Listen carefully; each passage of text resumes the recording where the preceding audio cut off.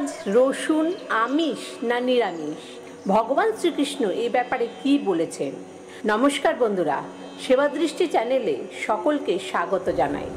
ভগবান শ্রীকৃষ্ণ গীতাতে আজকের বিষয় নিয়ে নিজে বর্ণনা করেছেন। গীতায় ভগবান শ্রীকৃষ্ণ বলেছেন, মানুষ 3 গুণের অধিকারী: সত্য, রজ, তম অর্থাৎ সাত্ত্বিক গুণ, রাজসিক গুণ আর তামসিক গুণ অর্থাৎ নম্র, ভদ্র, সহজ, সরল, সৎ হওয়া সাত্ত্বিক গুণের প্রকাশ। প্রভুত্ব করতে চাওয়া, উচ্চাকাঙ্ক্ষী হওয়া, এগুলি হচ্ছে রজ বা রাজসিক গুণের প্রকাশ। এবং আলস্য, অতি নিদ্রা, কর্মবিমুখ প্রবৃত্তি হল তম বা তামসিক গুণের প্রকাশ। যে ব্যক্তির মধ্যে যে ধরনের গুণ থাকে তার খাদ্য সেই ধরনেরই হয়। ধরুন, একজন রাজা শত্রুদের হাত থেকে দেশ ও দেশের মানুষদের বাঁচানোর জন্য সর্বদা সচেতন থাকতে হয়, নিরন্তর তাকে চেষ্টা করতে হয়।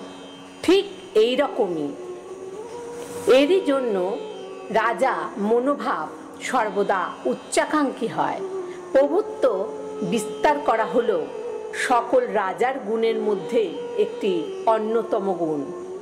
তার মধ্যে স্বাভাবিকভাবেই রাজসিক গুণের প্রভাব বেশি, তাই তার খাদ্য হবে রাজকীয়। এই কারণেই তিনি খাবেন মাছ, মাংস, পেঁয়াজ, রসুন ইত্যাদি, সেটাই তার প্রয়োজন।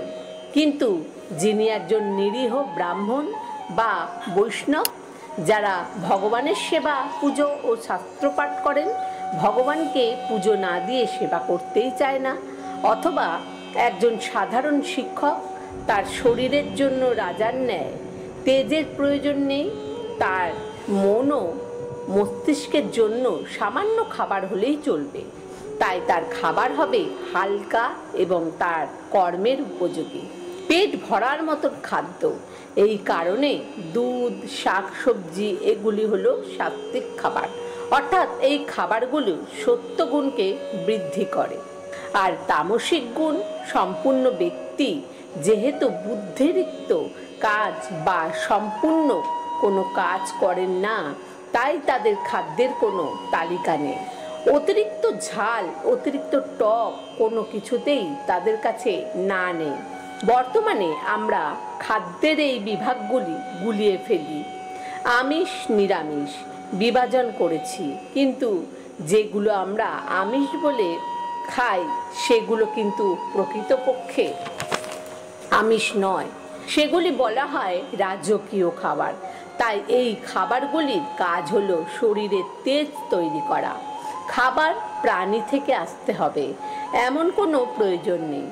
যেখান থেকেই আসুক না কেন, সেই খাবার শরীরে যদি তেজ তৈরি করে অর্থাৎ রাজকীয় হয়, তাহলেই সেটা রাজকীয় খাবার বলে মনে করা হয়। এই কারণে পেঁয়াজ রসুন এগুলো উদ্ভিদের ফল হওয়া সত্ত্বেও রাজকীয় খাবারের মধ্যেই পড়ে। এই খাবারগুলি গ্রহণ করলে আপনার শরীরে তেজ উৎপন্ন হবেই হবে, আর আপনাকে ভগবানের ভক্তির পথে বাধা সৃষ্টি করবে। কিন্তু বর্তমানে আমাদের এই জ্ঞান না থাকার আমরা পেঁয়াজ রসুনকে এই কারণের জন্যই আমিষ বলে থাকি। অন্যদিকে প্রাণীর দেহ থেকে আসা খাবার যেমন দুধ, মধু এগুলোকে আমরা সাত্ত্বিক খাবার রূপে গ্রহণ করি, কিন্তু সেগুলোকে আমরা সাত্ত্বিক বলার বদলে নিরামিষ বলে ভুল করি। এই খাবারগুলি প্রকৃতপক্ষে গ্রহণ করলে দেহে সাত্ত্বিক গুণের প্রভাব বাড়তে থাকে, অর্থাৎ সত্য গুণের বিকাশ ঘটে। কাজেই দুধ, ছানা, মধু এই খাবারগুলি আর নিরামিষ বলবেন না, বলবেন সাত্ত্বিক আহার। আশা করি খাবার সম্পর্কিত বিষয়টি বুঝতে পেরেছেন। এই বিষয়টি বুঝতে পারলেই আপনি এটাও বুঝতে সক্ষম হবেন, পুজোর দিনে বা পিতামাতার বিয়োগের দিনে আমরা নিরামিষ কেন খাই, নিরামিষ খাওয়ার কথা কেন বলা হয়।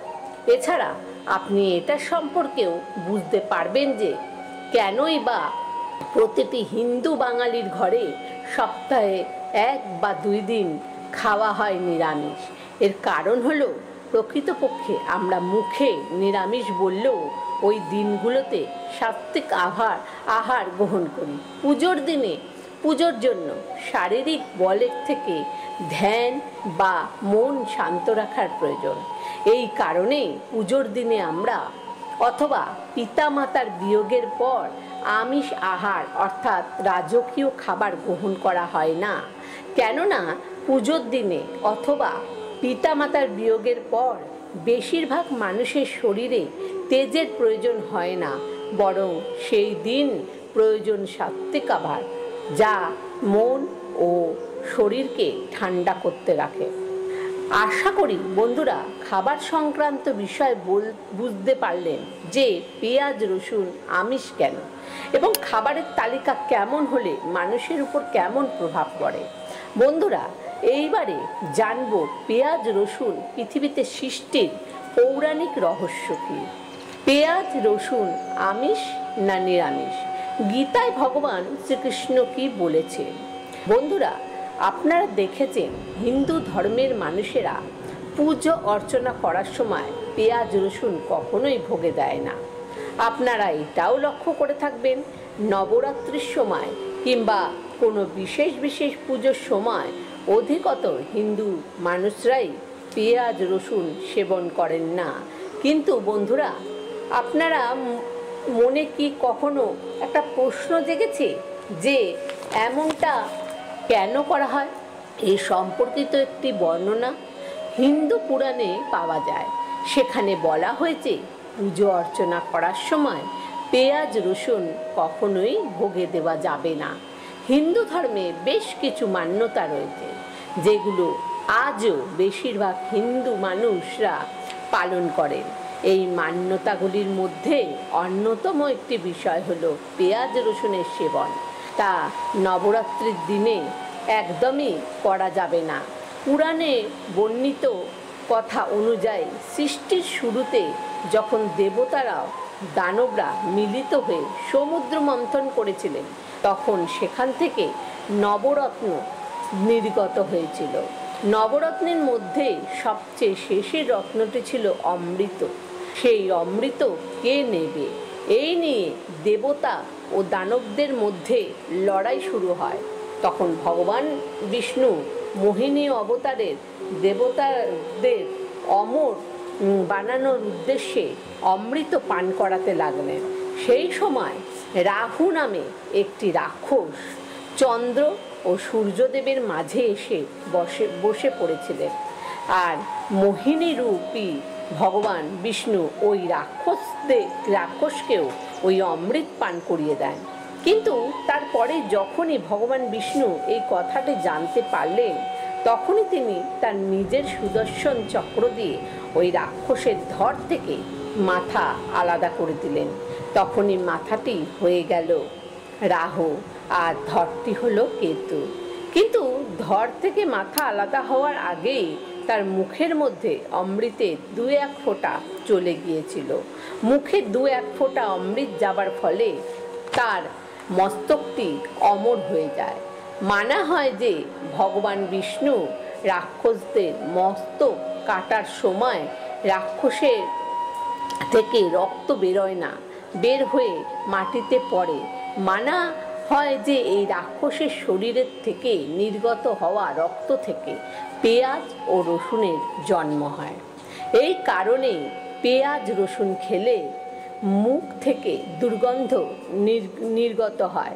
এছাড়াও পেঁয়াজ এবং রসুন যেহেতু রাক্ষসের রক্ত থেকে জন্ম হয়েছে সেই কারণেই পেঁয়াজ এবং রসুনের মধ্যে রাক্ষসের বাস হয়। আর এটাই হলো আসল কারণ যার জন্য পেঁয়াজ রসুন কোনো বিশেষ পুজোর দিনে না তো সেবন করা হয় না কোনো ঠাকুর দেবতাকে ভোগে চড়ানো হয়। বন্ধুরা আমার এই তথ্যকথা শুনে ভালো লাগলে অবশ্যই একটা লাইক করুন, শেয়ার করুন আর চ্যানেলটিকে সাবস্ক্রাইব করে আমাদের পাশে থাকুন। কমেন্টে জয় শ্রীকৃষ্ণ, রাধে রাধে লিখতে ভুলবেন না। ধন্যবাদ।